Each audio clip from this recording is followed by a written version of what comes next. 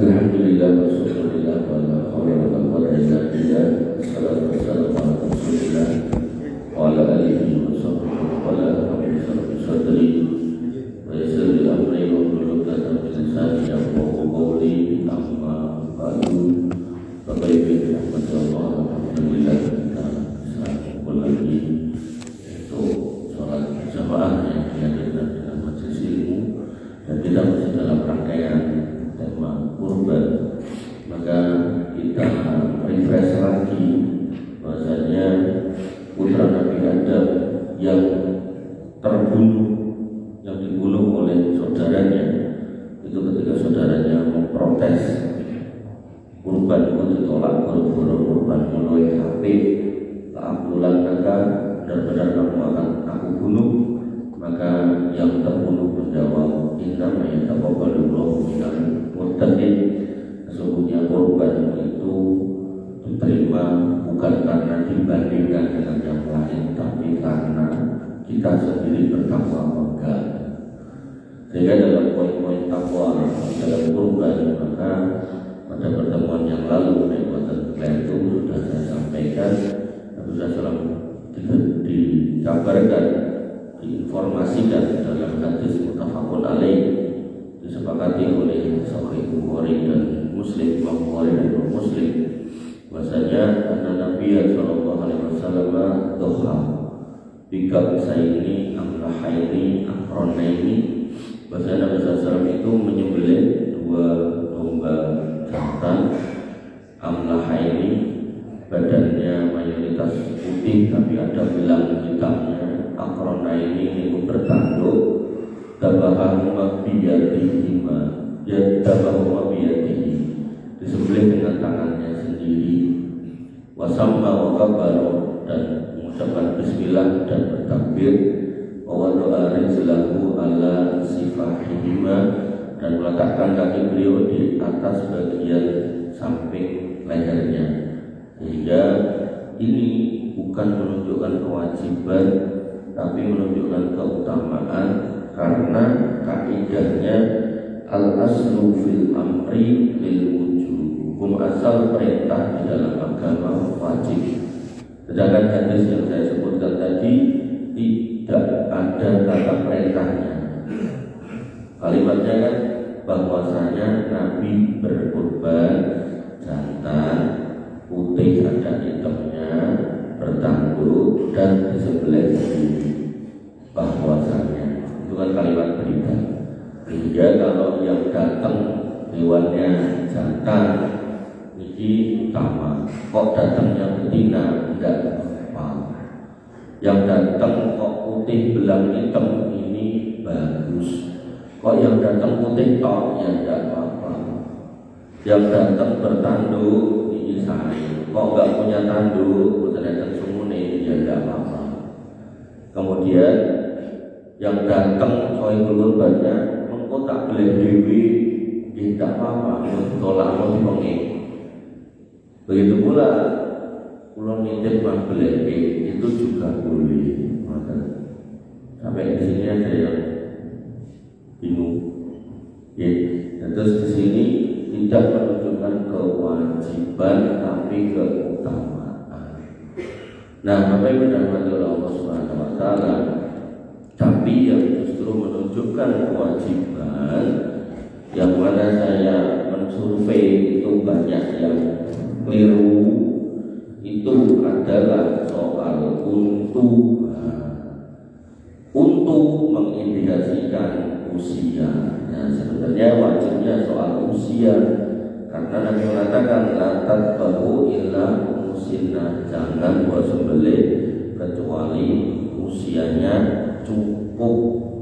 Kata larangan di dalam dalil kaidahnya al aslu fin nahi at-tahrim. Hukum asal dalam dalil larangan itu maknanya haram. Haram di sini haram dilanggar. Dilanggar apa? Dilanggar untuk menyembelih yang belum umur. Tadi malam kalau ngisi dan Fatimah Solo itu ngangge jagal masih samine telu beleno Ning klise mururung iki sing kalih pun ning setunggal derek. Ya sing siji sikirke ngoten. Sehingga Bapak Ibu rahmati Allah Subhanahu wa taala, jenengan harus ngertos umurnya, tidak boleh waton disembelih. Lah idealnya peternak itu bikin akte lahir, tapi enggak ada.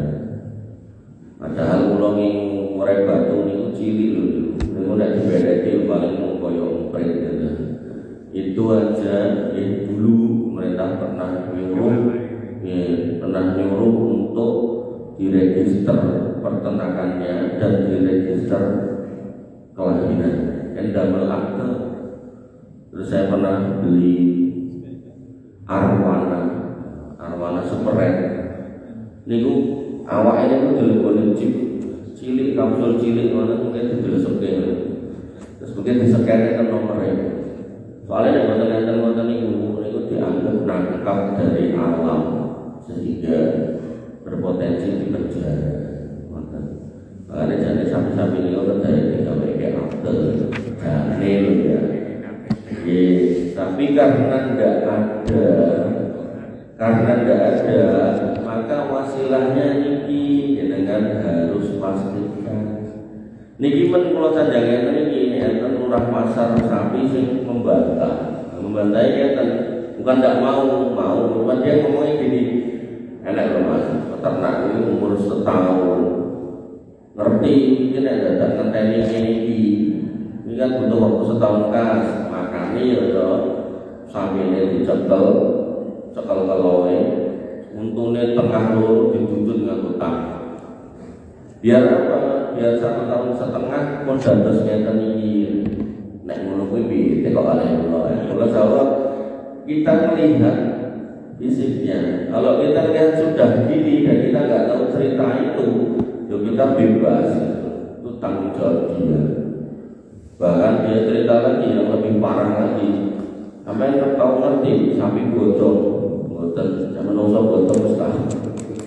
Karo motor bodong, mobil bodong, sapi bodong, orang tahu ngerti pripun.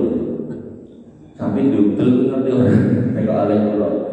Ya duwe ya ini kalau sih saya ngerti atau gagas udele. Soalnya nama ketok, saya ketok bandule. Sapi bodong kuwi Mas, nek nganti bodong kuwi kadang tinggu templekan aler nek templek ngendok dadi bosok. Lah bakul kuwi seneng nek tuku sapi bodong, soalnya napa? Murah. Nek didol bodong, ya kemungkinan rapayu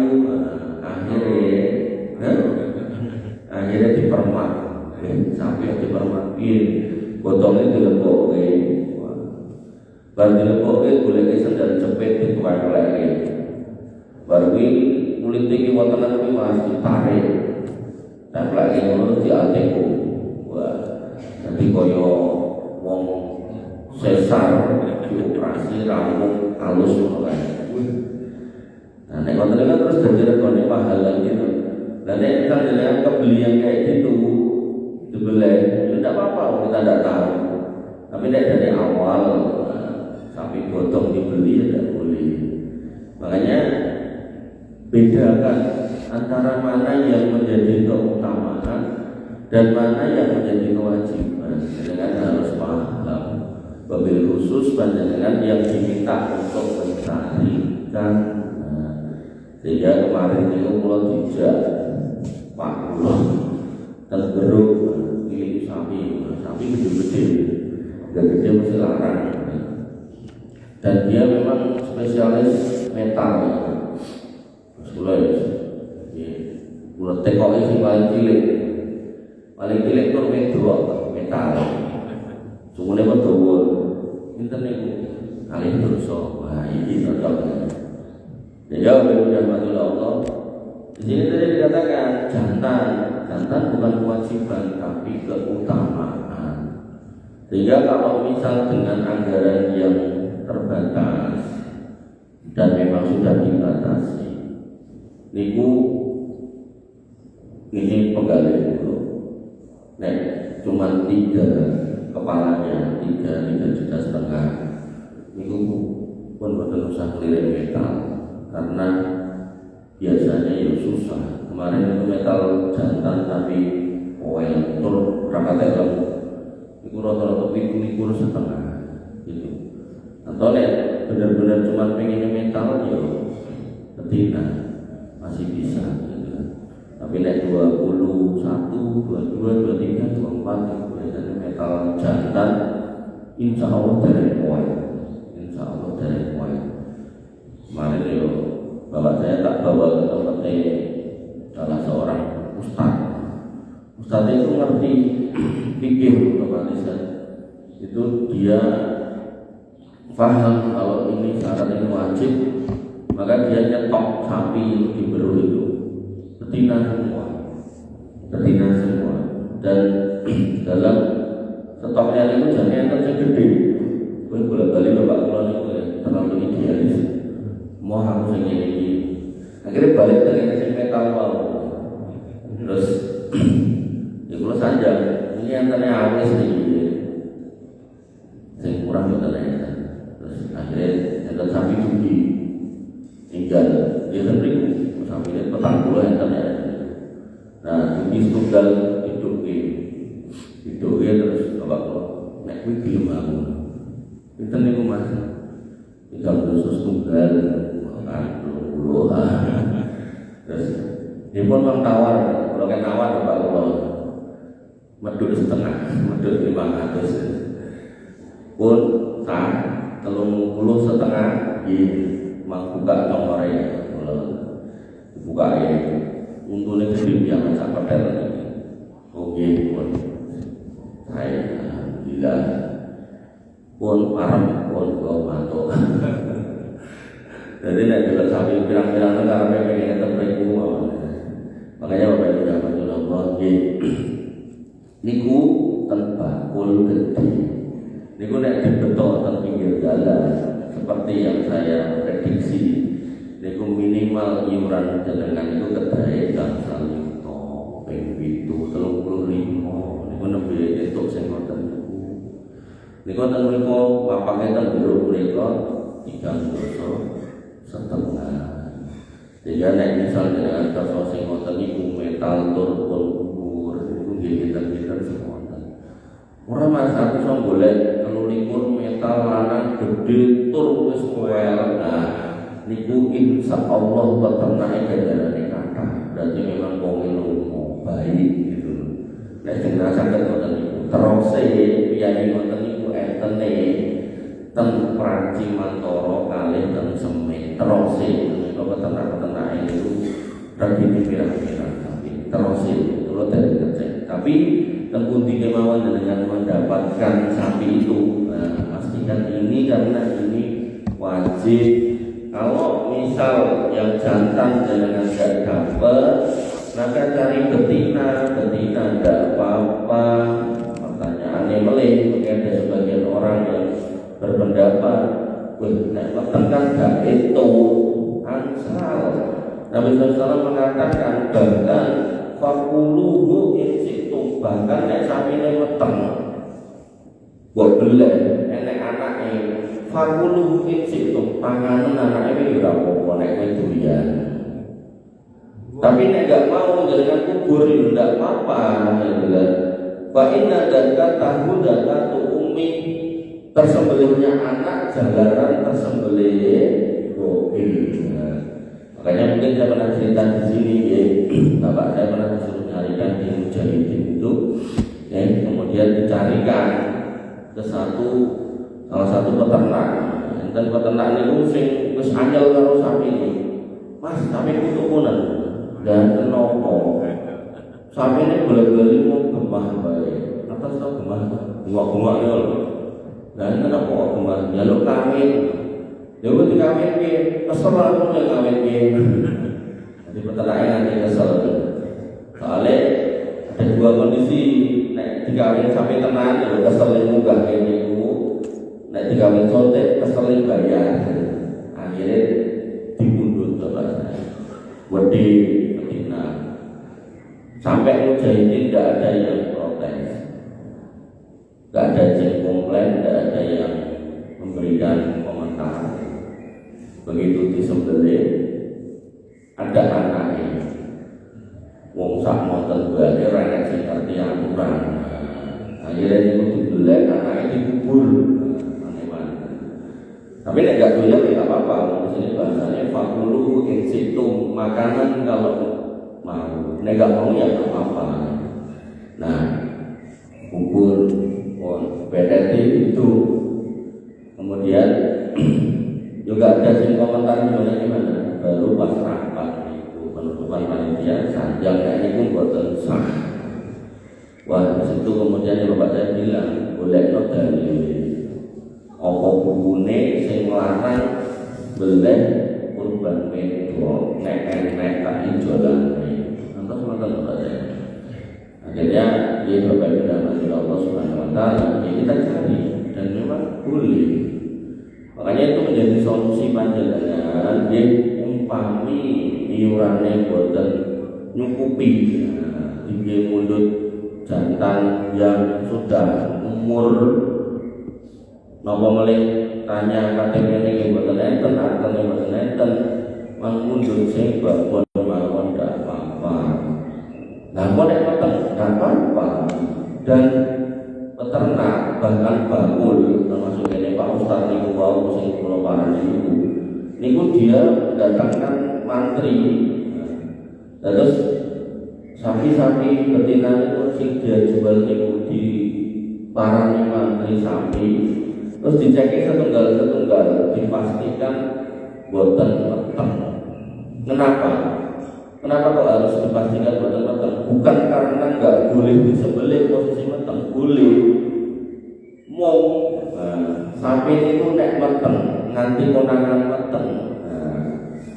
Ini nek sapi ini meteng to sila. Napa bobot? Meteng to. Niku nek nganti konangan meteng, jenenge peternak napa bakul, niku mesti wegah ngedol. Soale napa, Pak? Emang dintene dilu mak buat metu 5 yuta 7 yuta gitu. Jadi kok nganti enten sapi wedok babon itu terus dibelah nek anake niku asine ya dolan ngerti, nek ngerti yo gak ngedol. Peternak niku nek ngerti sapine meteng niku wegah ngedol. Ngoten. Mending aku boleh utangan, iki tak anteni ku metu umur 10 tak dol utangku tak sahur aku kok turahan ngoten. Nah, sehingga ini kita ngomong ke umwe nggih. Umwe niku nek nganti kebelah sampe wedok kok anak niku jane iki ra ngerti. Umpama pun ngertos nggih niku boleh bukan dilarang. Sampai sini ada yang mau nanya dia soal ini loh nggih, ampun tentang soal bandul nggih. Iki dari ngomong ke bandul. Nggih, betul. Saya itu punya tetangga matri, Mbak. Itu katanya kalau nyembelih betina, itu ada larangan dari pemerintah itu karena mengurangi populasi yang akan datang. Babakan larangan dari pemerintah saya belum tahu. Tapi berlaku kaidah la ta'ata li makhluqin fi ma'siyatil khaliq. Tidak boleh ada ketaatan kepada makhluk kalau itu kaitannya dengan kemaksiatan. Apakah mengikuti larangan pemerintah itu jadi maksiat? Jadi kalau beneran dengan namun sekedar dengan memaksa membeli jantan dan belum umur, maka ya ini tetap beli betina. Satu itu. Kemudian yang kedua, fakta dalam perdagangan di pasar itu betina juga diperjualbelikan. Ini menunjukkan bahwasanya umpama ada aturan itu, mekanismenya dalam di lapangan juga nggak dilakukan, sehingga itu juga kontraproduktif sama aturan yang dibuat. Harusnya kalau memang ada larangan seperti itu, sehingga ya saya dengan tanya ya, saya tidak melihat adanya aturan itu, belum tahu. Kemudian yang kedua, timbang kurban kita tidak sah, yang mending tetap beli betina, nek saya. Dan itu dipraktekkan oleh teman-teman dari LDI, bahkan sebagian MTA itu mengenai iurannya nggak banyak, terus tahu fikih ini nggak ketemu yang kayak gitu jantan, itu udah beli betina selesai. Itu cara untuk memastikan tadi kurban kita kurbannya orang bertakwa karena mengikuti aturan siapa, aturan syariat. Bukan kok. Untuk balik soal ini tidak ada. Nah, apa itu dalam Allah Subhanahu Wa Taala. Kemudian kalau kiranya kurban dengan tadi itu kemudian ucul, atau saya kemarin bahas ucul, lari, melayu, bedal, dan dalam lari itu dia nabrak-nabrak, bahkan mungkin sudah melukai beberapa orang, maka dengan tidak lagi mensifati dia sebagai binatang yang jina, maka boleh disifati sebagai binatang yang buas, maka boleh dibunuh dengan cara apapun yang paling cepat dan paling mudah. Paling gampil yang pamiatan beri biaya polisi atau tentara, atau barangkali diantara dengan ada yang sipil punya izin bawa senjata, kan soalnya maka minta tolong untuk ditembak. Termasuk ketika si sapi itu, kita ngomong sapi nih, kambing, segala-gala kambing masih bisa dikendalikan. Termasuk si sapi itu ketika dia lari ke arah jalan raya dengan mengejarnya itu nggak sisa latih. Jika nanti kalau kemudian terjadi hal-hal yang tidak diinginkan, barangkali ditabrak mobil, dia mau mati, sudah sentik-sentik, dengan masih punya waktu untuk memotongnya, buatan kemudian balik melek dengan baliknya pun mati. Nah, maka hukum disembelih itu kembali kepada sifat binatangnya. Kalau dia jinak, ucul keloi ini diceluk moro, dihampun digede. Ucul lampah mriku perapatan diawe kok moro, gede wae lah boten sah. Tapi nek genah mlayu-mlayu salat lan tekan dalan gede, nah, daripada membahayakan orang, kaidahnya la dororo wala diroro, tidak boleh sesuatu itu bahaya muncul buat diri kita dan orang lain, maka ditembak atau dipanah boleh. Dalilnya apa? Nabi SAW bersabda ketika ada unta yang lepas, inna lihadhil an'am awabida awabidil wasi, sesungguhnya binatang itu memiliki kelakuan yang tidak biasa, kadang kembali liar kayak asalnya. Terus binatang yang ditundukkan buat kita itu aslinya jangan binatang liar, kemudian Allah izinkan mereka untuk tunduk jinak. Nah, mereka masih punya sifat buas. Fama fa'ala minha hada fa'alu bihi hakada. Waktu itu untanya lepas, lalu ada sahabat yang memanahnya mati, dan kemudian Nabi mengatakan kok ngantek enek kejadian ini lakonono kaya sing dilakoni wong kuwi. Ini menjadi dalil bolehnya binatang yang liar lepas niku jenengan tembak atau panah atau apapun selama bisa menghentikan langkahnya dan mengalirkan darah. Nah, terus caranya harus membuat darah keluar.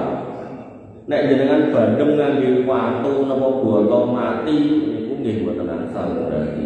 Itu harus sesuatu yang tajam, panah, tombak, tembak, atau misal barangkali itu macam nyeruduk jenengan ditantang kanggo golok atau toplos jelas mati barangkali. Nah, sehingga Bapak Allah praktek itu boleh kalau lepas. Sebaliknya kalau dia sudah posisi disembelih, kejar-kejar, bendang cepat, biasa diberesin terus dicoblos, seperti yang ditanyakan ke saya oleh beberapa orang, nah itu tidak diperbolehkan. Dan ini kadang dilakukan oleh jagal-jagal yang dia memang ngejar target sebanyak-banyaknya. Kalau ini kalau melampah kali juleha, iseng-iseng kalau tekok ini, sak sapi biro mas, terosil, dia itu panjang terus tarifnya sak yuto 200, tinggu jasa jembelin dari Muliti, sak yuto 200. Dan di Masjid Fatimah Solo itu, karena di tengah kota, itu sing rewang itu jagalnya ternyata, sing rewang itu jumpai duit, ini sangat kayak gitu ya. Nah, maka Bapak Ibu yang dirahmati Allah Subhanahu Wa Taala, ketika dengan menggunakan jagal-jagal, pastikan dengan juga mengontrol jagal-jagal itu agar menerapkan syariat Islam yang baik dan benar. Jadi tidak kemudian boleh coblosin gitu buatan. Itu tidak boleh. Nah, Bapak Ibu dan Allah Subhanahu wa taala. Lalu poin berikutnya yang mau saya sampaikan, kata-kata ada di dalam fikih Syafi'iyah bahwasanya penyembelihan itu menjadi utama ketika bisa memotong 4 hal. Terputusnya 4 hal itu menunjukkan sempurnanya sembelihan. Yang pertama adalah tenggorokan. Ini adalah saluran pernapasan. Yang sambungannya adalah hidung. Kemudian kerongkongan, yang ini adalah saluran makan, dan urat kiri kanan. Itu urut kemudian kiri kanan. Sehingga nek bisa terpotong itu semua bagus. Saya terus ke sini, terus tarik lagi ke sana. Itu nek saged boten saya. Nah, nanti ada pertanyaan inti pers itu ada pertanyaan. Saya yang nyembelihkan Juleha itu juru sembelih yang disertifikasi pemerintah. Terus enten sertifikatnya. Nah, jadi itu diajari ini. Tapi sekali lagi dalam prakteknya Juleha itu Pak nyembelih masih kadang beliau yang cerita si orang ini yang tanya. Kadang masih tersisa 1 urat itu masih dari terputus. Tanya ke saya, apa hukumnya? Maka jawabannya ada di kitab ini, Matan Abu Suja, Rangkuman Fikih Syafi'iyah. Jadi Imam Abu Suja ini pernah ditanya oleh seseorang, buat mendengar gawe ringkasan Fikih Syafi'iyah. Akhirnya beliau nulis. Nah, beliau menulis di sini bahwasanya ketika dia menyembelih, maka wa kamalul zakatu arba'atun asyain, dan sempurnanya sembelihan itu ada 4 kondisi. Yang pertama, qat'u al-khulqum, terputusnya tenggorokan, wal mari ini itu kerongkongan, wal wadjain itu 2 urat tadi. Kemudian beliau mengatakan wal mujiz'u minha say'ani qat'ul khulqum wal mar'i wa yajuzu astiyadi bi kulli jarihatin maklumatin minasibai wa min jawarihit thair. Maka boleh juga yang terpotong itu cuman tenggorokan atau saluran makan, atau artinya ketika di sini sudah ada saluran-saluran itu kok sudah terpotong, uratnya belum, maka sembelihannya tetap sah. Itu. Sehingga Bapak Ibu dan Allah Subhanahu wa taala ketika mungkin dalam jumlah yang banyak atau mungkin sing nyembelih nembe ajaran atau dengan kedah mengkandung, karena nanti di salah satu kajian itu ngumpul niku takmir alumni PT 3 Serakai itu pun sepuh-sepuh melempak pengawasan tiap Jumat yang dilalah itu sami dados takmir 80% lebih mungkin takmir itu. Mungkin beliau cerita, aku itu tuwek tapi jamaah ini nek nyembelih ki aku ngono kuwi carane piye ben iso diganti. Ya jenengan wong kader, wis tak kader. Lajeng yo jamaah pengen aku sing nyembelih, berarti niku ganjaran dengan kata, kesempatan beramal dengan kata. Nah, tapi sing jenengan kader pun saged iso. Dipun boten ana napa mungkin jenengan sing golek nah mesti golek wong liya ora mungkin jenengan sing kengken. Nah, maka Bapak Ibu dan Allah kembali ke jenengan, maka jenengan wajib mengkader anak-anak muda di sini untuk belajar membelih. Nah, kok kemudian pas membelih dia belum sempurna, mungkin ada yang masih ketinggalan uratnya itu, maka secara hukum masih atau tetap sah. Jadi, sampai sini nih, ada yang mau bertanyakan? Kita sudah mengkonfirmasi ulang tentang jenis kelamin, tentang lepas, dan tentang biji. Saya di Pulau Bowo 5 kita membuat nama betul. Temuranya Pak. Kan ada iya itu sebelum disembelih itu ditimpa otaknya dan nggak sadar. Oh, stunning. Stunning kalau dia membuat mati sebelum disembelih haram. Nah, terus ada beberapa metode stunning misalnya. Stunning itu di dalam SKKNI-nya Juleha itu ada. Stunning itu boleh kalau membuat pingsan, bukan membuat mati. Sehingga kalau kasus yang saya lihat di video itu ditembak kayak paku itu, dia mati, blek gitu, nah, itu haram. Maka yang boleh niku stunning yang membuat pingsan. Nah, pingsan niku pripun? Pingsan niku nggih misal diparingi obat bius, mabut, terus akhirnya dibeleng, itu boleh kalau yang itu. Nah, tinggal nanti sifat yang jangan tanyakan dengan ditembak itu kan ada dua, ditembak mati, ada yang bukan ditembak dan istilahnya. Jadi yo mungkin istilahnya juga ditembak, cuman itu sing dialirkan listrik terus dia kesetrum semaput.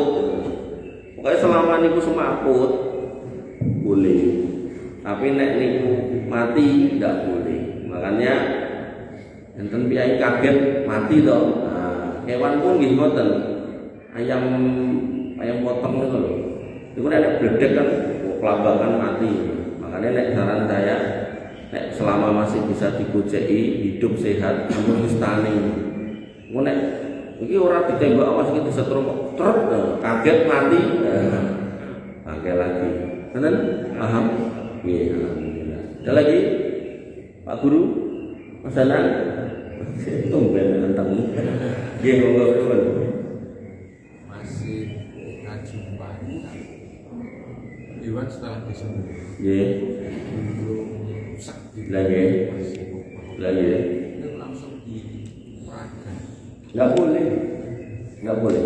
Ya terus sesuatu itu ditanyakan sama saya sama Juleha itu. Jadi beliau ini kerja di salah satu RPH. Di RPH itu tugasnya meletok. Nah nanti sudah ada tim sing nguliti itu sama motong-motong. Nah terus yang terjadi begitu sudah nyembelih kan nyingkir, akhirnya diuliti segala macam. Maka itu statusnya masih hidup gitu. Maka kalau panjenengan masih ingat di Karangturi Pak Joko, kita ajarkan tentang fikih muamalah kontemporer tentang hukum memotong bagian tubuh binatang yang masih hidup. Maka terpotongnya bagian tubuh binatang yang masih hidup karena didapatkan dengan tidak ada prosedur penyembelihan, maka potongannya ini hukumnya adalah bangkai. Terus umpami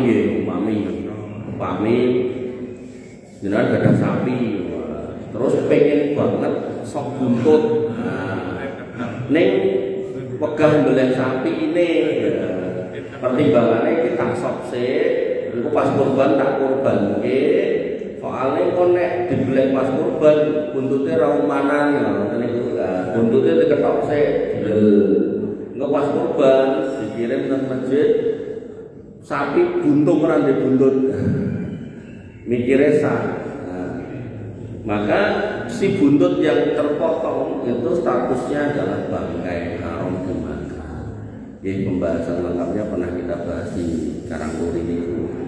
Nah, sehingga dalam kondisi binatang itu masih kejet-kejet, ampun dibereti, ampun dikuliti.